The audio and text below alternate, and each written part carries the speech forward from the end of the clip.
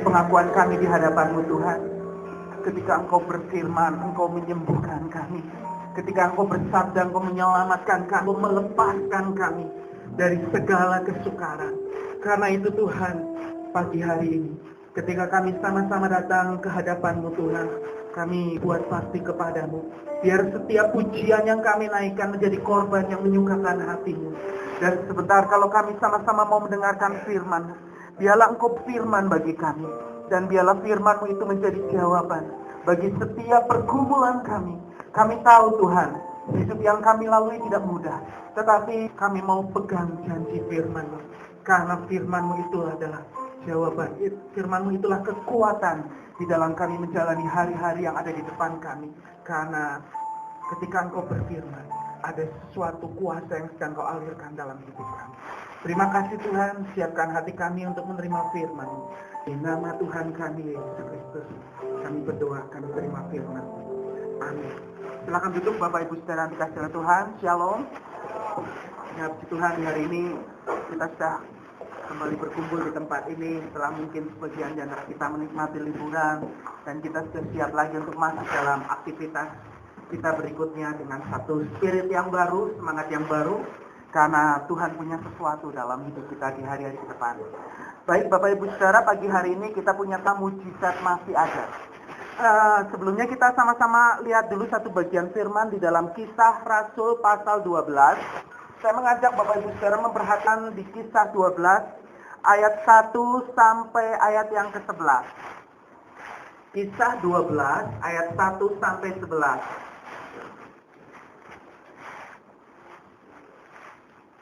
Kisah Rasul 12 ayat 1 sampai 11. Kalau sudah ketemu, kita baca ayat ini bergiliran ya Bapak Ibu Saudara. Saya ayat-ayat ganjil, Bapak Ibu Saudara ayat-ayat genap. Judulnya, Yakobus mati terus dilepaskan dari penjara. Kira-kira pada waktu itu Raja Herodes mulai bertindak dengan keras terhadap beberapa orang dari saat ayat 2. Ia menyuruh membunuh Yakobus, saudara Yohanes, dengan pedang. Ketika ia melihat bahwa hal itu menyenangkan hati orang Yahudi, ia lanjutkan perbuatannya itu dan menyuruh menahan Petrus. Waktu itu hari raya roti tidak beragi. Setelah Petrus ditangkap, Herodes menyuruh menjarakannya di bawah penjagaan 4 regu, masing-masing terdiri dari 4 prajurit. Maksudnya ialah supaya sesudah Paskah ia menghadapkan ke depan orang banyak. Demikianlah Petrus ditahan di dalam penjara, tetapi jemaat dengan tekun mendoakannya kepada Allah. Ayat 6. Petrus tidur di antara 2 orang prajurit, terbelenggu dengan 2 rantai. Selain itu prajurit pengawal sedang berkawal di muka pintu. Tiba-tiba berdirilah seorang malaikat Tuhan dekat Petrus dan cahaya bersinar dalam ruangan itu. Malaikat itu menepuk Petrus untuk membangunkannya. Katanya, bangunlah segera. Maka gugurlah rantai itu dari tangan Petrus. Lalu kata itu kepadanya, ikatlah pinggangmu dan kenakanlah sepatumu. Ia pun berbuat demikian.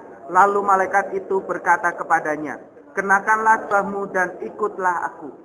Lalu ia mengikuti malaikat itu keluar dan ia tidak tahu bahwa apa yang dilakukan malaikat itu sungguh-sungguh terjadi. Angkanya ia melihat suatu penglihatan. Tempat kawal pertama dan tempat kawal kedua. Sampailah mereka di pintu gerbang besi kota. Pintu itu terbuka dengan sendirinya bagi mereka.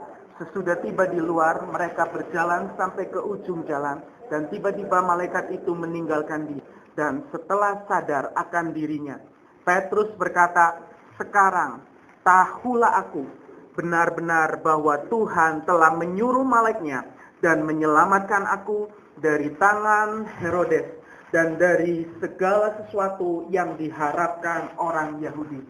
Nah, Bapak Ibu Saudara, berkaitan dengan tema kita pagi hari ini, mujizat masih ada. Kita melihat satu peristiwa dalam Alkitab kita. Peristiwa bagaimana Petrus di dalam penjara, dia mengalami apa yang namanya mujizat ini. Dan mujizat itu bukan saja berlaku pada zaman Rasul, tapi sampai hari ini mujizat itu masih tetap ada. Nah, sebelumnya kita perhatikan dulu apa sih arti kata mujizat itu, Bapak Saudara ya. Sebenarnya apa itu mujizat? Bisa dibantu dari belakang. Apa itu mujizat? Arti kata mujizat itu saya coba lihat di kamus. Ternyata itu merupakan satu kejadian atau suatu peristiwa ajaib yang sukar untuk dijangkau dengan pikiran manusia, dengan kemampuan akal manusia. Itulah mujizat yang di luar pikiran kita. Dan di kamus itu dipakai kamus bahasa Indonesia. Salah satu contoh yang terkenal itu ketika Musa, dia membelah laut kosong. Membelah laut dengan tongkat yang ada di tangannya. Nah, itu peristiwa mujizat. Dan hari ini ketika kita belajar tentang mujizat masih ada, biar kita mau memiliki hati yang terbuka. Kita mau membuka diri untuk yakini bahwa mujizat itu masih ada. Bukan cuma terjadi pada waktu lalu. Bukan cuma terjadi pada waktu Musa membelah laut. Bukan cuma terjadi pada waktu Petrus bebaskan dari penjara. Tetapi sampai hari ini, mujizat, peristiwa yang di luar akal pikiran kita masih ada. Meskipun mungkin kita saat ini, hari-hari ini kita sedang hidup di era teknologi. Semua orang pikirannya berpikir dengan perkembangan teknologi yang setiap ada perkembangan iptek apa kita coba ikutin, gadget terbaru apa kita coba ikutin. Tapi itu belum sebanding dengan mujizat yang Tuhan siapkan bagi kita kalau kita membuka diri kita. Oke, Bapak Ibu Saudara, sebetulnya mujizat itu bisa terdiri dari berbagai macam, Bapak Ibu Saudara. Kalau dalam Alkitab ketika kita belajar mujizat, itu mencakup diantaranya sembuh dari penyakit. Kalau di Alkitab kita pelajari kisah Yesus, banyak kali dia menyembuhkan penyakit-penyakit dari orang yang lumpuh, buta, tuli, segala macam, disembuhkan. Terus juga Bicara tentang mujizat itu juga bicara dilepaskan dari kuasa kegelapan, dilepaskan dari bahaya. Mungkin Bapak Ibu Saudara sering mendengar ada orang lain sering bersaksi, wah puji Tuhan, Tuhan tolong saya dilepaskan dari bahaya maut, dari sesuatu yang tidak saya duga-duga, tapi Tuhan bisa bekerja dengan cara yang ajaib. Waktu saya di Banyuwangi tahun 95 Bapak Ibu Saudara, saya pernah dengar kesaksian seorang begini. Waktu dia lagi naik bus dalam satu perjalanan di Jawa Timur, naik bus, tiba-tiba dia lagi antara tidur sadar dan tidak sadar. Saya tahu ada sesuatu suara dalam hatinya bilang, turun kamu sekarang. Dia bilang, ini masih berjalan.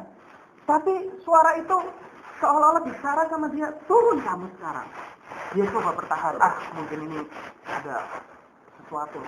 Dia coba bertahan, tapi keluar suara itu terus, turun kamu sekarang. Akhirnya dia turun, Bapak Ibu Saudara. Bayangkan di pinggir jalan itu, udah sore.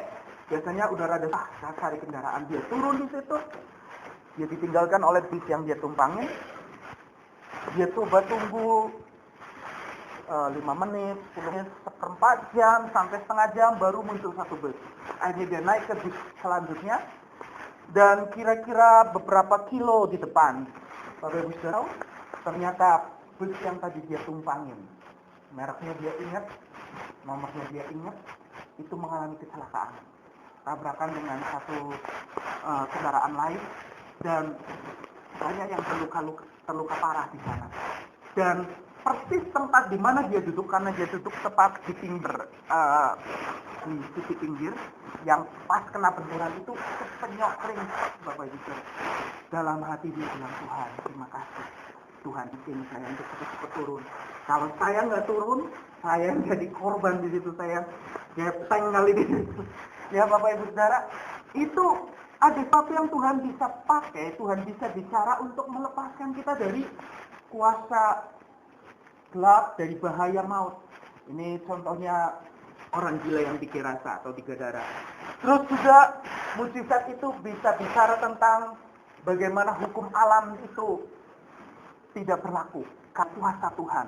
Ingat waktu Yesus meneduhkan badai dan gelombang, ingat waktu Yesus berjalan di atas air, itu di luar hukum alam.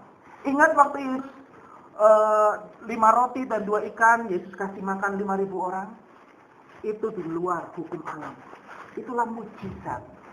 Demikian juga salah satu mujizat yang terbesar adalah peristiwa bagaimana Yesus sanggup membangkitkan orang mati.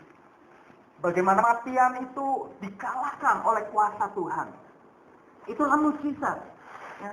Kita ingat kisah anak seorang janda di sana. Ketika dia mati. Dari Naim atau Kanai Alifah. Pokoknya seorang janda ini dia hanya punya anak satu. Tuhan bangkitkan. Waktu anaknya itu udah mati, dia nggak kehilangan pengharapan, Tuhan bangkitkan. Kita juga ingat kisahnya Lazarus. Waktu dia sakit parah, dia sengaja menunggu di tempat lain sampai 3 hari. Yesus sengaja tunggu sampai Lazarus mati, seolah-olah Yesus kejam. Tetapi justru di balik itu, Tuhan sedang mempersiapkan mujizat yang lebih besar. Coba bayangkan, kalau cuma Yesus nyembuhkan orang sakit, udah biasa mungkin. Mungkin bagi saudara-saudaranya Lazarus, Maria, dan Marta berpikir, Yesus harusnya bisa menyembuhkan Lazarus itu. Tapi kenapa dibiarkan sampai dulu, dibiarkan masuk kubur dulu? Kenapa itu diizinkan Tuhan terjadi? Karena ada mujizat yang lebih besar dari sekedar kesembuhan dari sakitnya Lazarus. Ini sakit dari kematian.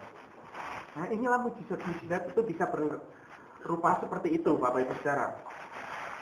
Dan kalau kita lihat, tadi saya sudah sempat singgung ini, mujizat-mujizatnya Yesus.